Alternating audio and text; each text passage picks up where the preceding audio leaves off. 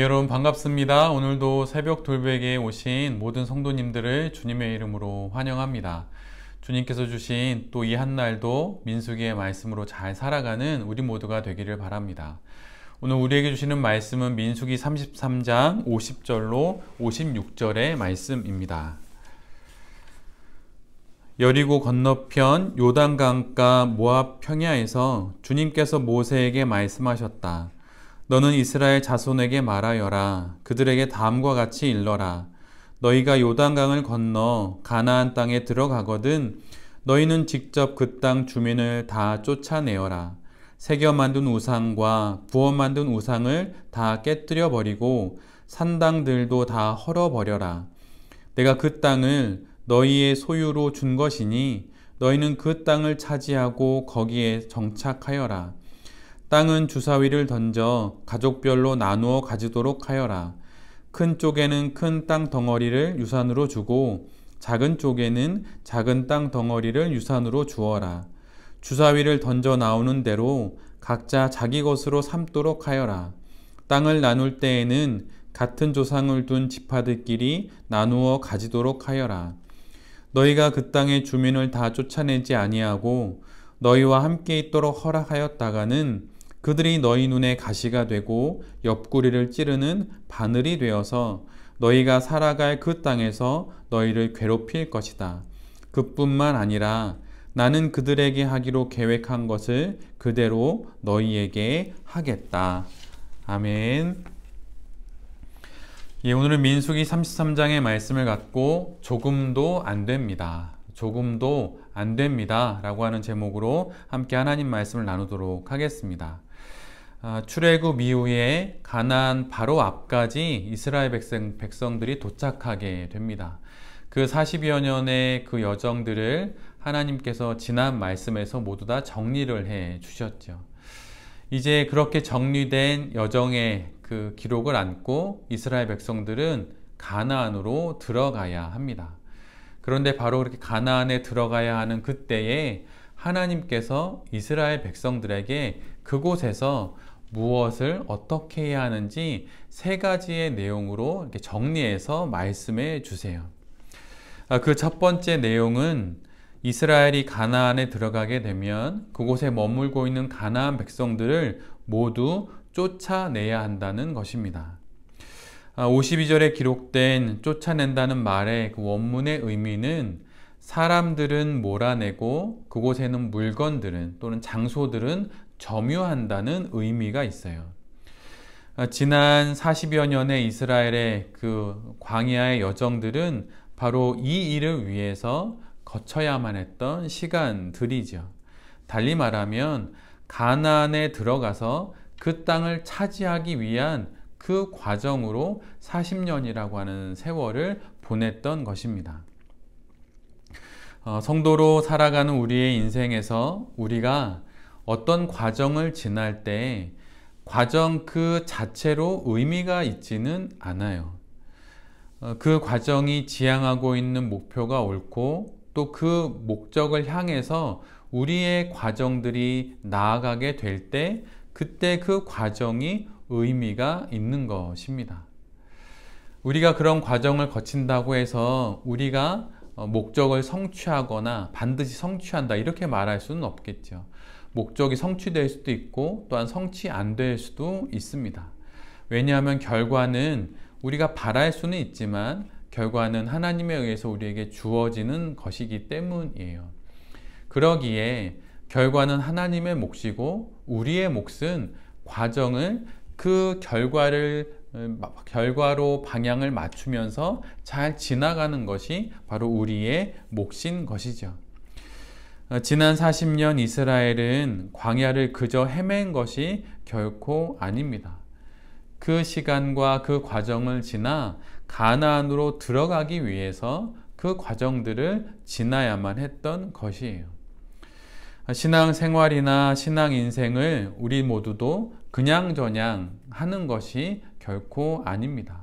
우리에게도 목표가 있어요. 저마다 그 목표가 조금씩은 다를 수는 있습니다. 그러나 목표가 없는 신앙 인생은 없어요. 뜻을 세워야 목표가 생기고 또한 목표가 있어야 열정이 생기는 법입니다.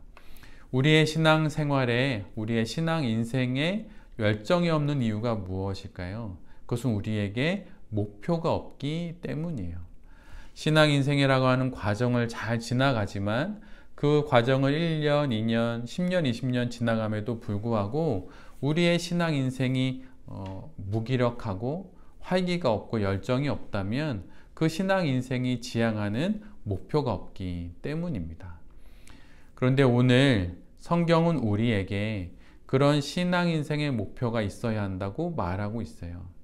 그렇게 가나안에 들어가서 이스라엘 백성들이 가나안에 머물 수 있도록 가나안의 족속들을 쫓아내고 그곳을 점유해야 한다는 것, 그것이 바로 이스라엘 백성들의 목표였듯이 그런 목표가 우리의 신앙 인생에서도 있어야 하는 것입니다.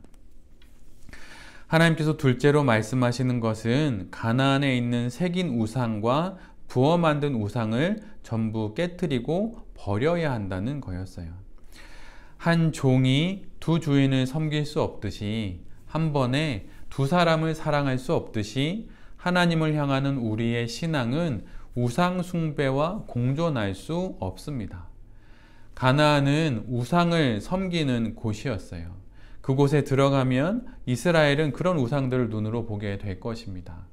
그런데 하나님께서 그 우상들을 모두 깨트리고 제거해 버리라고 말씀해 주시죠. 가나안 민족이 우상을 섬겼던 이유가 무엇입니까? 그것은 그 우상이 그들이 원하는 것을 준다고 여겼기 때문이에요. 이제 이스라엘도 가나안에 들어가면 그 우상들을 보게 될 것입니다. 그리고 가나안 민족들처럼 농경 생활하며 그곳에 정착하게 될 것이에요. 그렇게 정착하면서 많은 수확을 위해 또는 많은 이익을 위해 그리고 삶의 좀 더 나은 형편을 위해 이스라엘도 우상을 섬기고 싶은 마음이 불쑥불쑥 일어날 수도 있는 것이죠. 그러기에 가나안에 들어가면 바로 그 우상을 제거해야 하는 거예요. 오늘자 주님은 나의 최고봉을 읽어보면 그곳에서 오스왈드 챔버스는 이렇게 이야기를 합니다. 장래에 대해 염려하지 마십시오. 염려는 옳지 않을 뿐 아니라 불신앙입니다. 염려란 하나님께서 우리 삶의 실제적인 부분을 돌보지 않을 것이라고 생각하는 것이기 때문입니다. 오스왈드 챔버스가 말하는 거예요. 염려가 어디서 온다는 것입니까? 바로 불신앙에서 온다는 거예요. 불신앙이 무엇입니까? 하나님은 이 일만큼은 그분이 눈여겨보시지 않고 하나님이 내가 겪고 있는 이 일을 하나님께서 주관하지 않는다라고 여기는 것이 바로 불신앙입니다. 그런데 바로 이런 불신앙으로 인해서 40년 전 이스라엘은 가나안에 들어가지 못했어요. 나로 하나님을 불신케 하는 것이 염려일 수도 있고 걱정일 수도 있습니다. 때로는 하나님보다 더 힘있어 보이는 우리 눈에 보이는 그 어떤 것일 수도 있죠. 그런데 만약 그런 것이 우리에게 있다면 그런 것이 우상이 될 수 있습니다. 염려라는 우상, 걱정이라는 우상, 또 그 이외에 만약 나를 하나님으로부터 나의 영혼의 눈을 떼어서 그것을 바라보고 의지하게 하는 것이 있다면, 아니면 하나님을 바라보지 못하게 하는 것이 있다면 그것이 바로 우상이라고 하는 것이에요.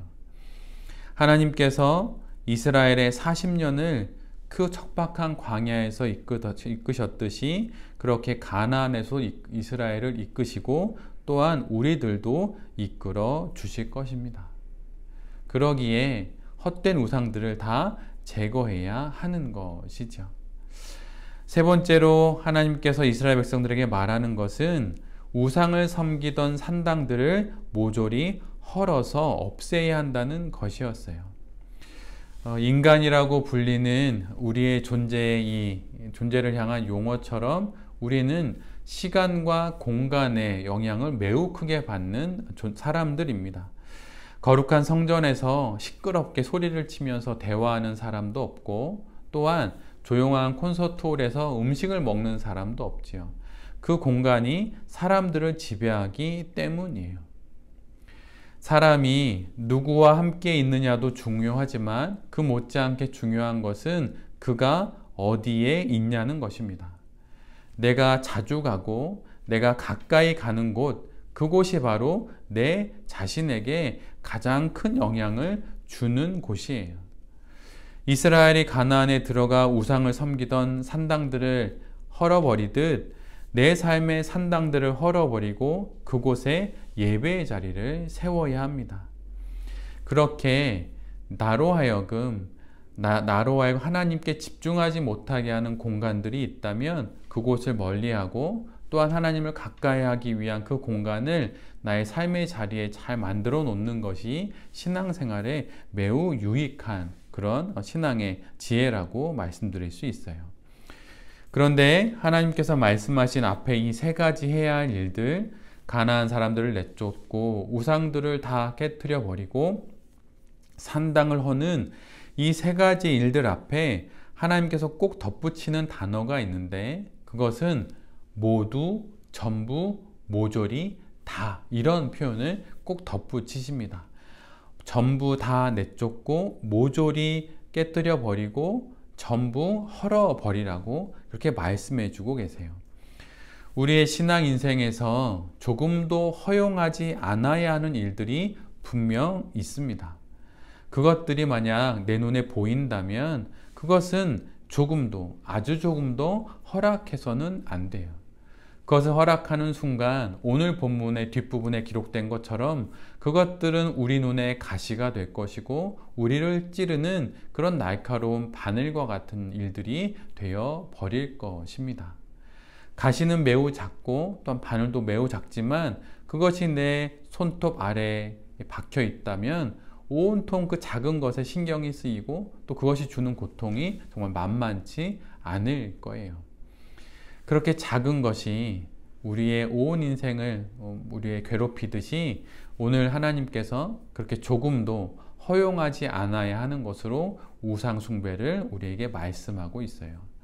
우상 숭배라고 해서 무엇인가 다른 타종교의 어떤 신을 믿거나 그런 것은 사실 성도들에게 많이 없지요.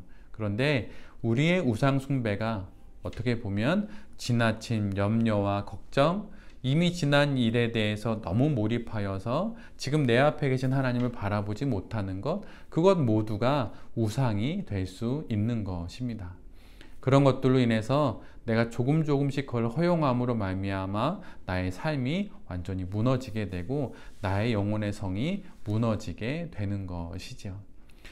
우상 숭배와 같은 일들, 염려와 걱정, 불안, 미래에 대한 어떤 불안한 마음들, 아니면 과거의 상처들, 하나님을 바라보지 못하게 하는 그런 우상과 같은 일들이 있다면 그러한 것들은 조금도 허용하지 않고 하나님 앞에 다시 한번 이스라엘 백성들처럼 집중하면서 다시 삶을 살아가는 우리 모두가 될 수 있기를 간절히 기도드립니다.